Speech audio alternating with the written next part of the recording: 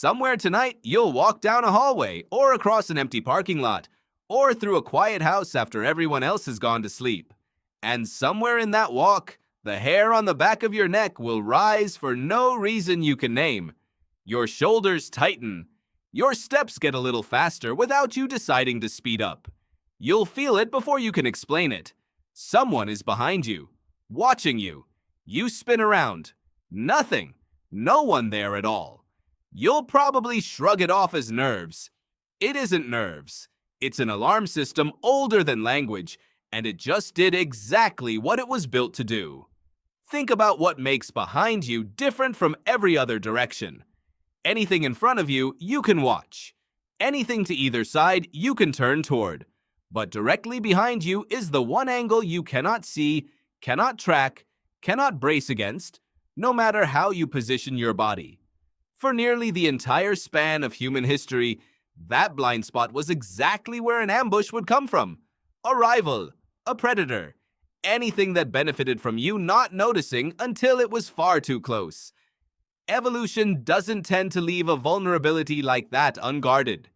It builds a system that treats the space behind you as a standing question that never quite closes. People have been reporting the feeling that answers that question for well over a century, and the earliest scientific attempt to explain it landed somewhere surprising. In 1898, a psychologist named Edward Titchener collected accounts from his own students describing what they called the feeling of being stared at. A crawling, tingling unease that built and built until they had to turn around and check. Titchener didn't believe it was telepathy, and he was right not to. His own lab tests of people who claimed they could sense a stare and people who claimed they could make someone turn around just by staring at their neck came back negative every single time. He had a different theory. He thought the tingling itself came from simply thinking about your own neck. The same way focusing hard on your knee can suddenly make your knee feel more present. And the confirmation people felt on turning around, he suspected, was mostly timing. You start to turn. Someone nearby who happens to already be glancing your way meets your eyes right as you complete the turn, and your brain stitches that coincidence into a memory of having been stared at the whole time. 15 years later, a researcher named John Coover put the question to a harder test. 10 subjects, 100 separate trials each, guessing whether an experimenter was staring at them from behind or not. The result? Correct 50.2% of the time. Coover called it an astonishing approximation of pure chance, and concluded the sensation, however common and however real it felt, was groundless as an actual detector of anything. Decades later, researchers tried the experiment again with modern equipment, cameras, and skin conductance sensors that could catch even an unconscious physical flinch. The result held up, no clear effect. A handful of looser, less carefully randomized studies over the years have claimed a small edge above chance, but every time researchers tightened the controls and removed patterns a sharp guesser could learn, that edge disappeared. Whatever this feeling is, it is not a working radar for real eyes on your back. So if it isn't detection, what is it? This is where the story leaves psychology and heads into the brain itself, nearly 100 years after Coover's numbers. The amygdala is a small, almond-shaped structure buried deep in your brain, and its entire job is threat detection. Not confirmed threat, possible threat. That distinction matters more than it sounds like it should. In 2004, neuroscientist Paul Whelan ran an experiment where he flashed images of eyes at people for a fraction of a second, so fast that most subjects never consciously registered seeing anything at all.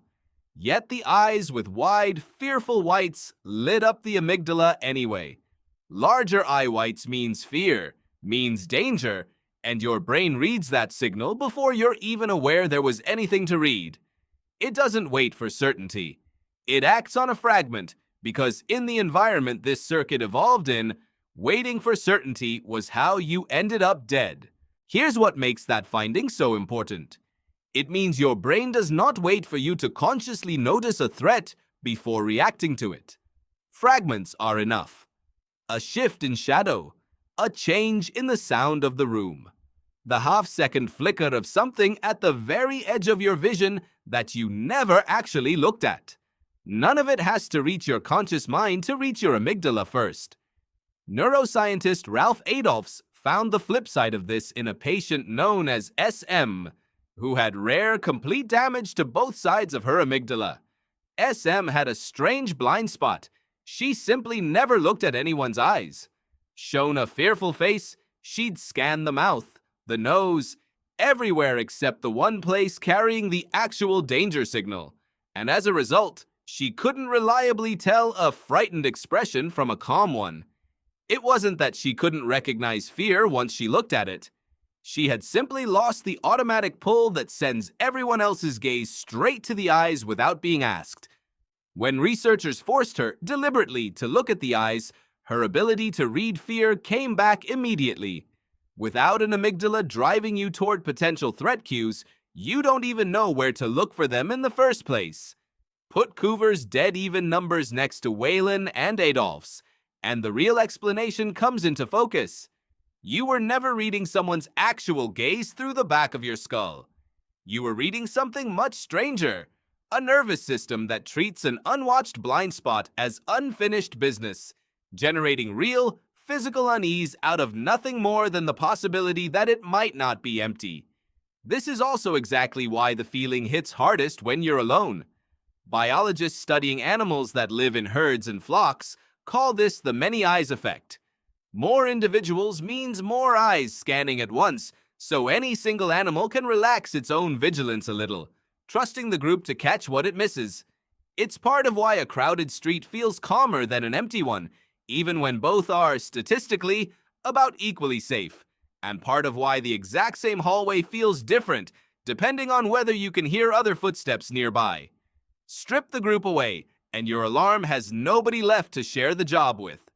It has to cover every blind spot alone, so it runs hotter, jumpier, faster to fire, checking behind you again and again, even seconds after you already checked once. And there's a second trick working against you, quieter than the first. You don't remember the hundreds of times you felt that prickle and turned around to nothing. Your brain doesn't bother filing those away. They resolved into nothing, so there's nothing worth keeping.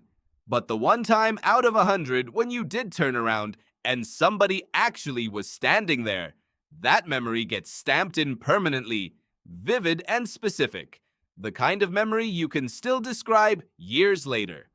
Ask yourself honestly which version you remember more clearly, and you'll already understand why this feels like a sixth sense instead of what it actually is. A system that often performs close to chance, but remembers its rare hits like proof.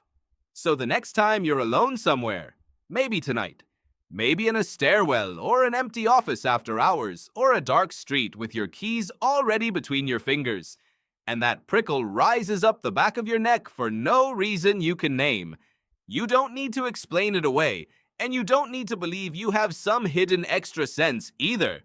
You are feeling an old threat system doing its job, treating the space behind you as the one place it can never fully trust.